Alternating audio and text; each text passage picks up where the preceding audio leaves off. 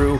On the device physically, here's the mute microphone component here, or switch, so you can go ahead and you can move that back and forth to mute the microphone. This is where you're connecting that power cable right there.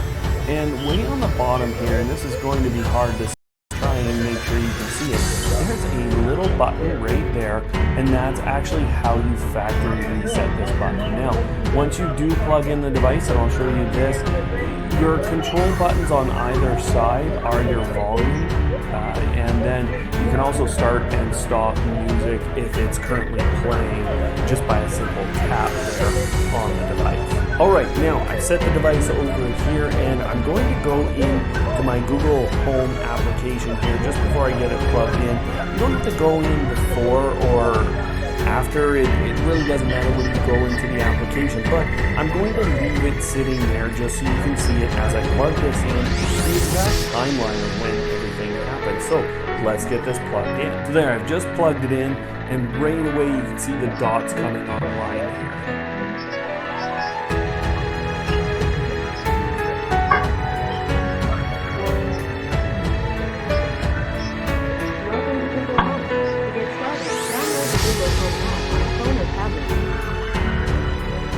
Okay, so that's a pretty common thing there, and you can see in my Google Home application, it says set up one device, so it's already found that device is waiting to be set up. So now, although it showed up here in my Google Home application right away, that might not have happened for you. You could use the add button here if that was not working for you. The other thing that might occur to you if this is your very first Google Home Mini is you might need to log in with a Google account, or either sign up for a new Google account. And either of those two things, that will be important for you here.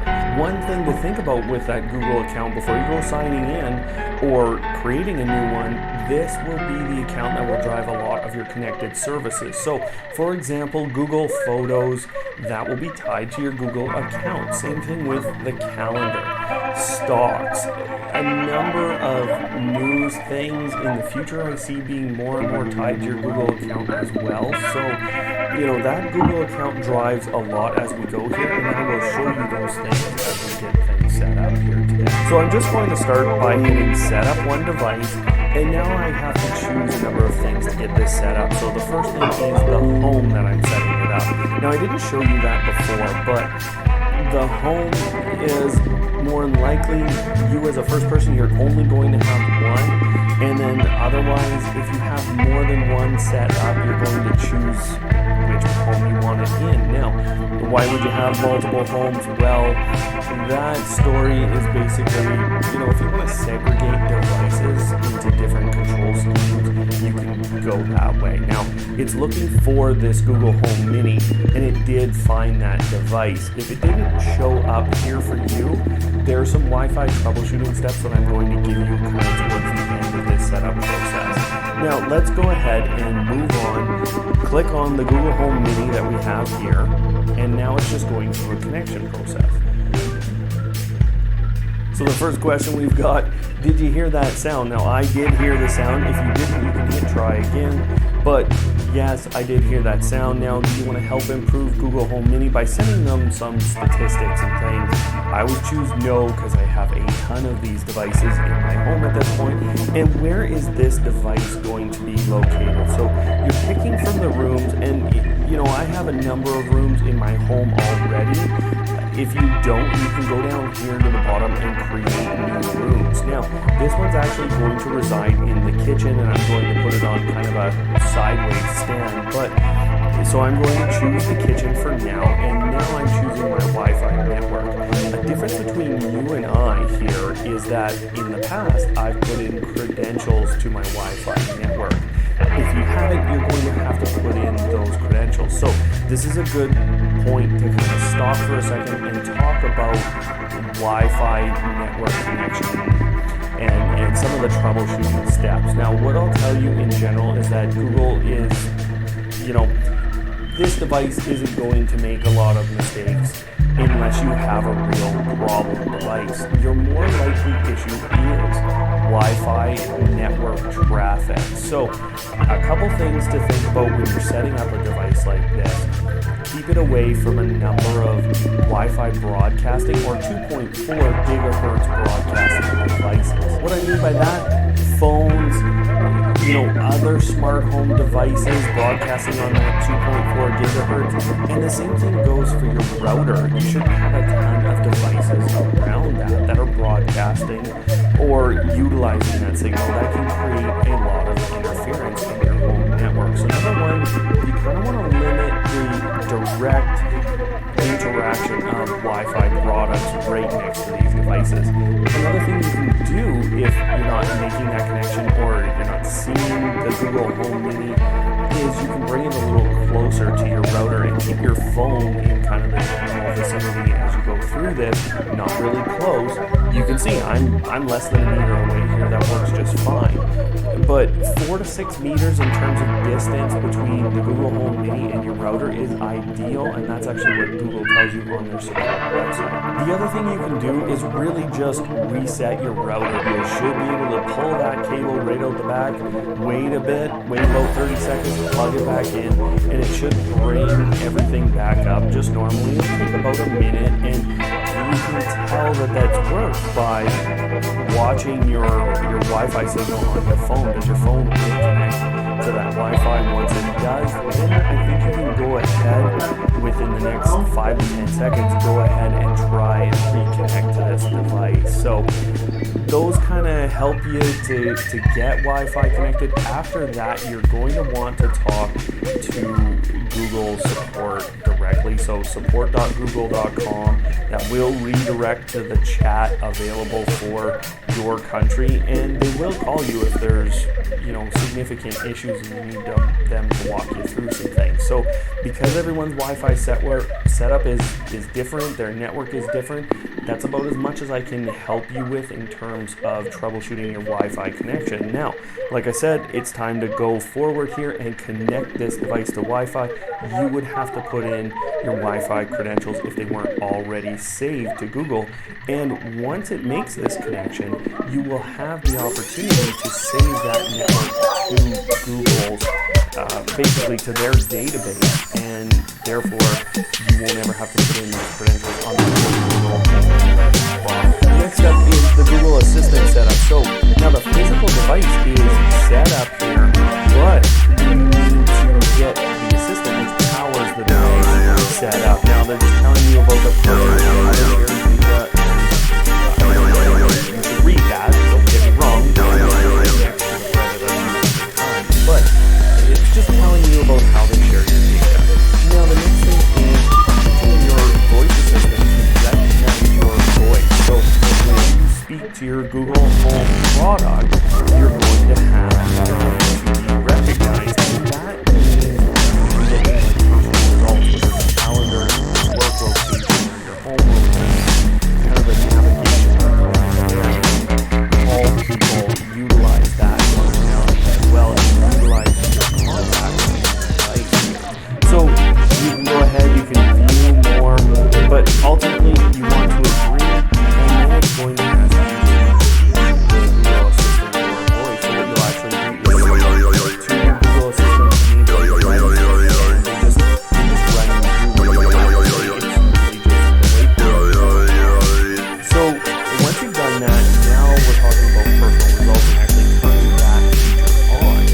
Personal results, again, contacts, calendars, all those things that are personal to you can go ahead and put them in and get them out and interact with the device on a more personal level. So in general, I'll tell you want to agree to that. Next up, into your address, this is where you live. So this is the first one you're going to do. In general, I think that you want to ask your own information, like how long is it going to work, for example, work address. Now, in terms of media services here, you can see I already have 3 different kinds of services. This will look different for you depending on which country you're in and which services you already have. You can see the little plus button down there by Deezer, and if I hit that, it's asking me to link my account. This is all you have to do linking your account, and you're going to see this time and time again as we go through this process. It's really just putting in your credentials to that account. So I don't actually have a Deezer account. I'm going to hit cancel, but you can see that I have the 3 other services here. So once you've added your media services, you go ahead, you hit next, and now you have to choose your default music service. So you can pick from the ones you've connected, and you can say, this is the one I want to use the most. I'm using Google Play Music because I have lots of playlists and set up in there. So now this is the very last component. You could sit here and you could scroll through all the different things you've set up, but you're done, and now all you need to do is hit next, and the complete setup process is actually complete. So now you'll notice it said that it was called the kitchen speaker. That's because of the room I put in at the start. We can change that name later, so don't worry about that too much. But ultimately, we're all done the setup process for your Google Home Mini. Now that's just the basic process. So what we're going to do next, go through the application and the device settings, kind of show you how to navigate the application a little bit, and then show you how to modify the settings on this device and what that actually does. So we're going to go through all kinds of demos here. Let's get going. Back to the home page. You probably won't have a ton of these things set up, but I want to run you through it. Here's the off button, which allows you to turn off lights in different rooms. So what you're seeing are the rooms that you already have in your application. The on button is just the reverse of that. So what you can also do with this is you can actually speak to your device and tell it to turn on the lights per room.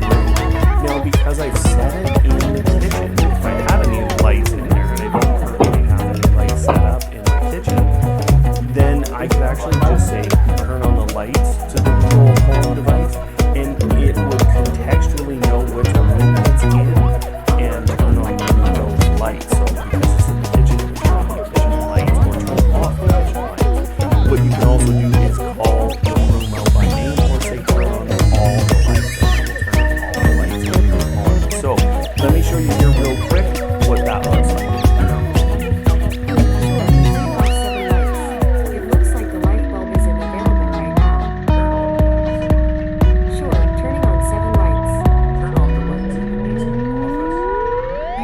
Turning 2 lights off.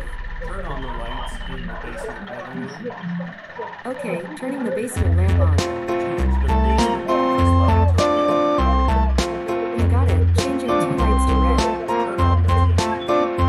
You got it. A tasket, a green and yellow basket. I wrote a letter to my Alright, now the play button allows you to just start, and it's kind of random music. It'll be based on your preferences for the most part, but it allows you to pick any group that you set up, so any multi-room audio group, any speaker that you have in your home related to the Google Home or having the Google Assistant on board, a Chromecast audio, a version 2 or version 3 Chromecast device. Those are all showing up here, but you can see the different speakers. So I'm going to tap on it, and it will start music immediately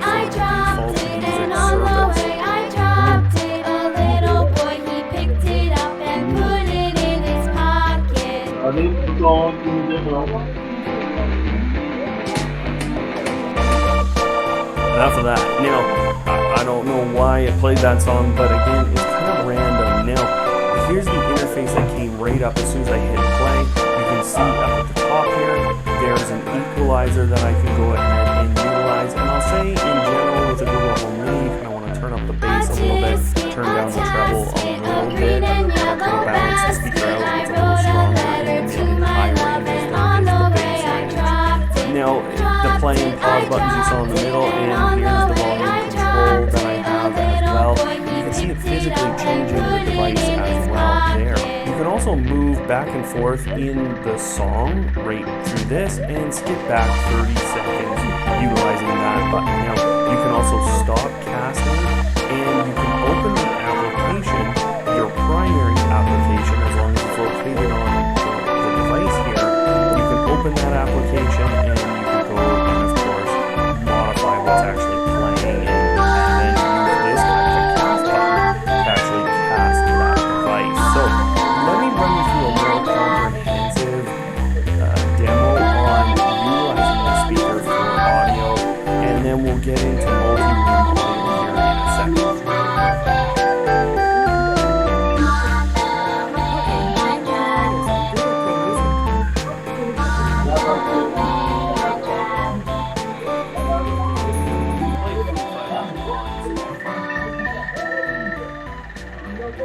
Playing Foo Fighters on Spotify.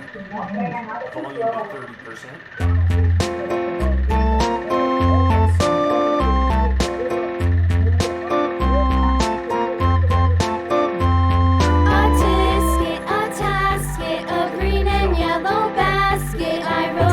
Let's go through multi-room audio. You're going to need that add button now, and you can see this creates speaker. Now I can go ahead and I can choose any of my devices that I've set up here. You can see my kitchen speaker, and I can go through and I just hit next. Then I have to put in a name, and that creates it. Now what I'm actually going to show you, instead of creating it, that would have been the end of the process, is down here at the bottom of the application.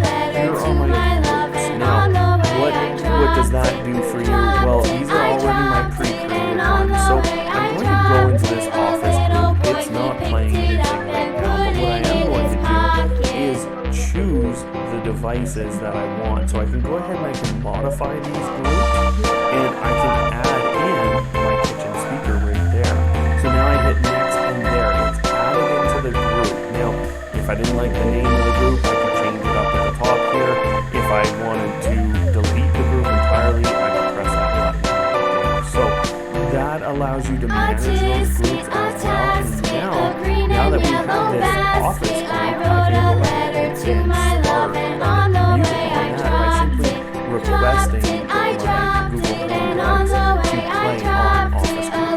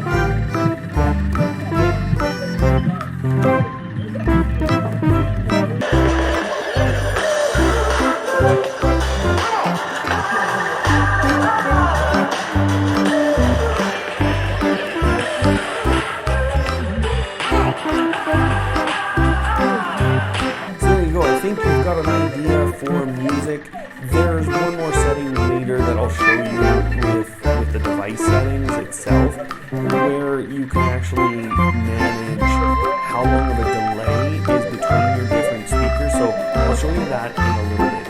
Alright, so the next button down there is the broadcast button, and this feature I think is going to be improved a little bit here as we go. But what it does right now is allows you to push that button, say a message basically into your phone, and then it will broadcast on all your Google Home or Google Assistant enabled devices that are connected to the Google Home app and to this home. So that's one of the breakdowns there. You can see I tapped on home there and I moved over, and this is a different broadcast button. It looks the same obviously, but you would be broadcasting to this home instead. So that's how you can start to break up devices a little bit. Now, the features that are improving here right away is the fact that you'll be able to use that button if you're not on your Wi-Fi network here. And then, so you're out and about and you're on your phone, you hit that broadcast button or you use the Google Assistant app to broadcast, then you're going to be able to broadcast to home, and that capability is there, but what you will get soon is the ability to have someone at home respond to you utilizing these devices. So when that happens, you're going to see that ability. So let me show you this, and then I'll talk a little bit about what we should see in the future. So, hello, how is everyone?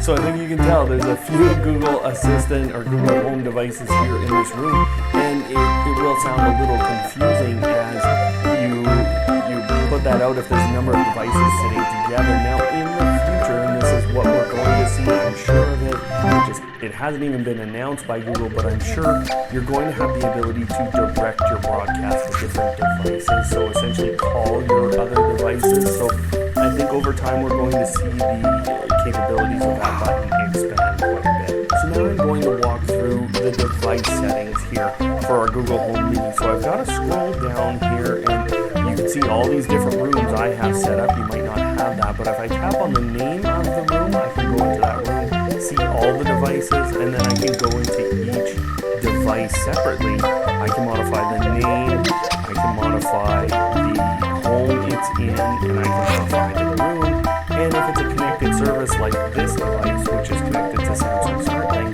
I could hit the unlink button and then hit unlink again, essentially, and take that right out of the Google Home application. Now, back to my Google Home Mini, so I can just tap on that, and this is the interface I was using before when we were playing music, but up in the top right is the gear icon, and then these are the device settings. So this is specific to the device itself. So you can see the linked accounts. I know I'm kind of covering that up right now, but you can see the linked accounts, so you can attach multiple accounts, which I'll show you how to do in a little bit.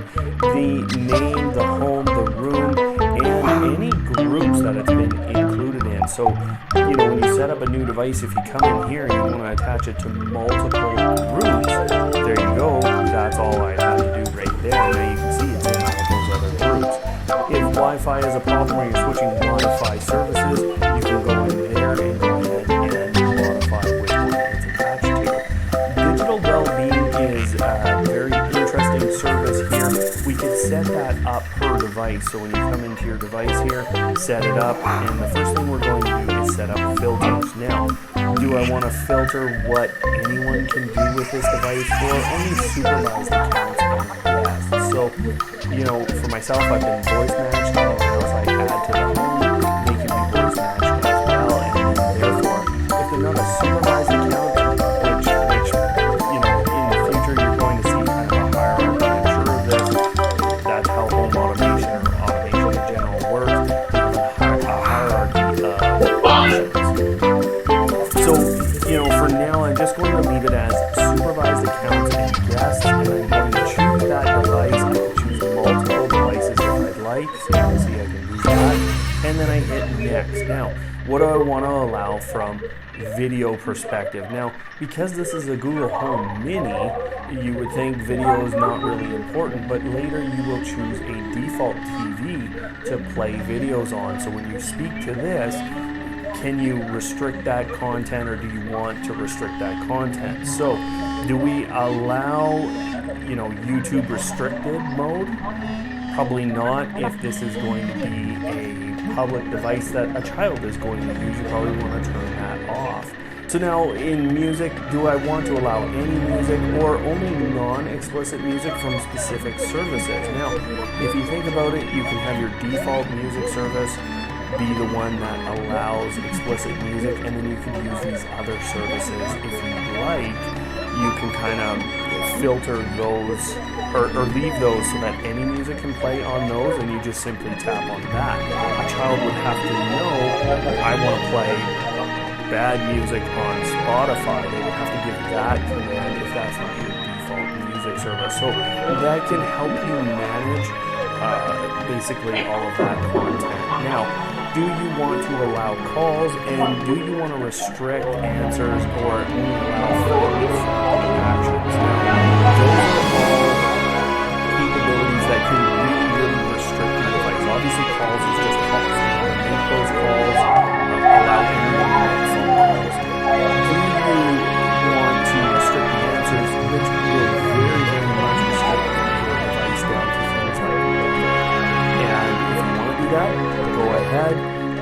that can be the setting for your family. That's okay. Now, family-friendly actions, this will kind of eliminate third-party assistant type of responses, so you can go and get other actions from the Google Assistant store. And when you do that over time, certain ones will have a restricted tag or will not be family-friendly. So if you want to restrict those things, go ahead. What I'd say in general for phone calls, I would allow, anyone basically to make phone calls.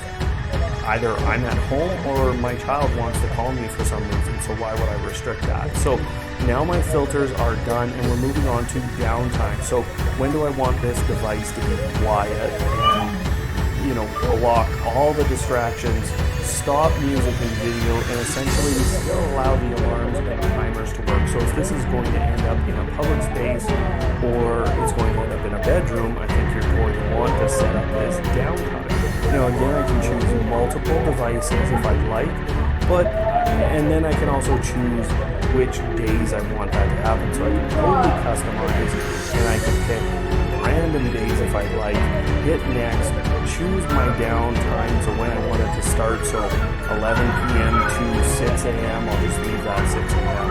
I hit next, and now that's it. So from 11 to 6, this device is going to be quiet, other than alarm and time. So that's it. Now that digital well-being is set up, I can still go back in if I'd like and adjust those settings, but ultimately that is complete. Now here's the equalizer again inside of our device settings, and here's the group delay correction.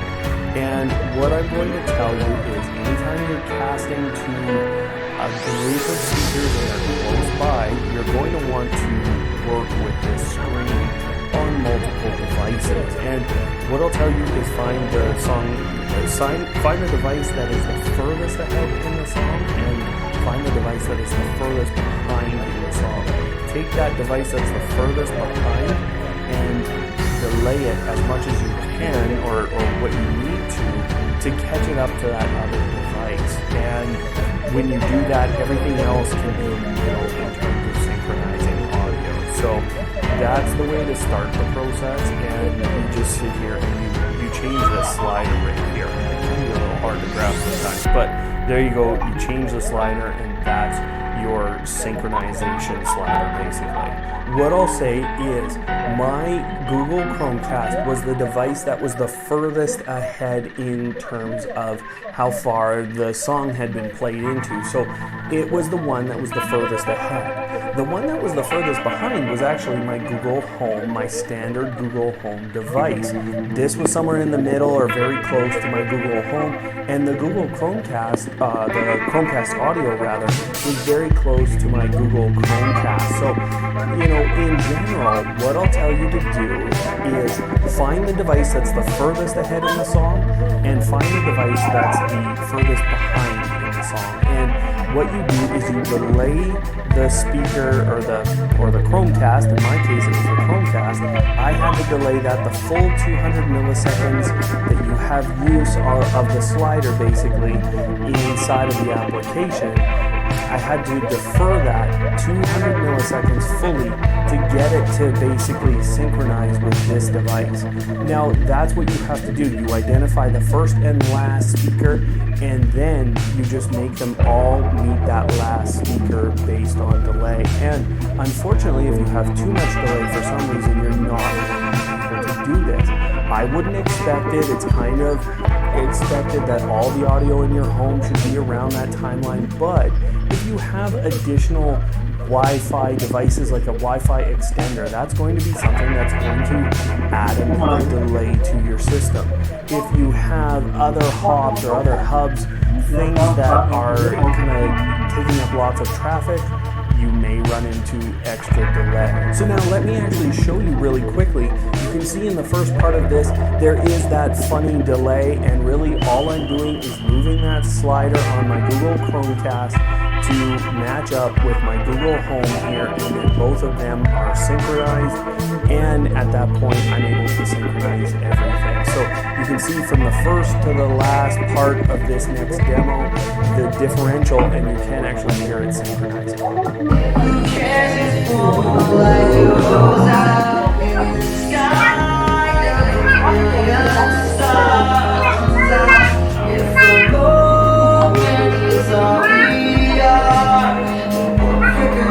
back into the device settings, you can choose a default speaker, so I could choose any of those groups. With my other Google Home or Google Assistant enabled devices, I can choose those, and that will allow me to, whenever I ask music to be played, have it play on that other device. You can also start the